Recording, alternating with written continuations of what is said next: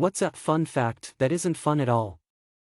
That party trick where you breathe in helium to make your voice higher can actually be very dangerous. Your body regulates your breathing by sensing levels of carbon dioxide, not lack of oxygen. When you get that urge to breathe, it's because of elevating levels of CO2 in your blood. So if you repeatedly breathe helium, it means your body isn't getting enough oxygen but is still able to happily excrete the toxic CO2. You may not get that urge to breathe and there is no warning that your blood oxygen levels are dangerously low. You can just black out and die. There is a company that turns dead bodies into an ocean reef. For those who romanticize a burial at sea, the company Eternal Reefs offers an innovative solution. It mixes the cremated remains of a person with concrete to create a pearl onto which loved ones can etch personal messages, handprints or, environmentally friendly, mementos. The pearl is then encased in a reef ball that is dropped into the sea, where it provides a new habitat for fish and other sea life, helping encourage a vibrant ecosystem.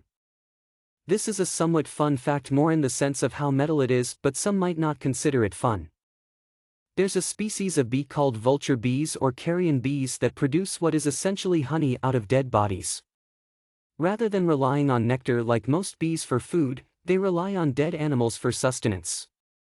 They scavenge through the corpse to find meat that fits their needs and take it back to the hive. The honey-esque substance they produce is derived from the proteins they receive from dead bodies. They store this meat honey in their hives just like regular bees.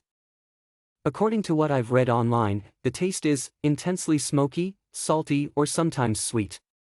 It is estimated that there are, currently, https://www.ilo.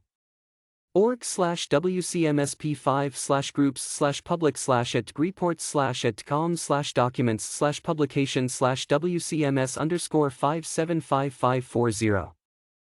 PDF, almost 4 times more people enslaved than were ever. https://www. PBS.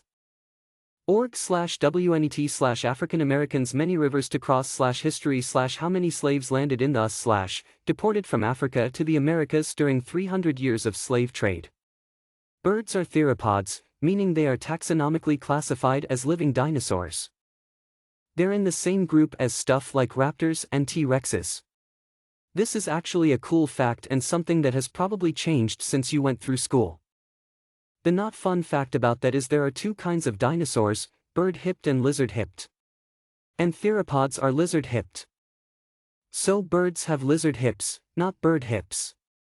Edit, a couple people pointed out that theropod dinosaurs did have lizard hips, and birds are descended from them, but birds independently evolved to have bird hips. Which makes this even more confusing.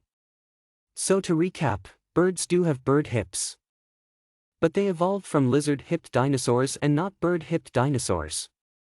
During the Rwandan genocide, in an attempt to keep his peacekeepers' morale up in the face of an ethnic cleansing they couldn't stop, Lt. General Romeo Dallaire, the Canadian commander of the mission, would try to play Canadian folk singer Stomping Tom Connor's upbeat Blue Berets folk song.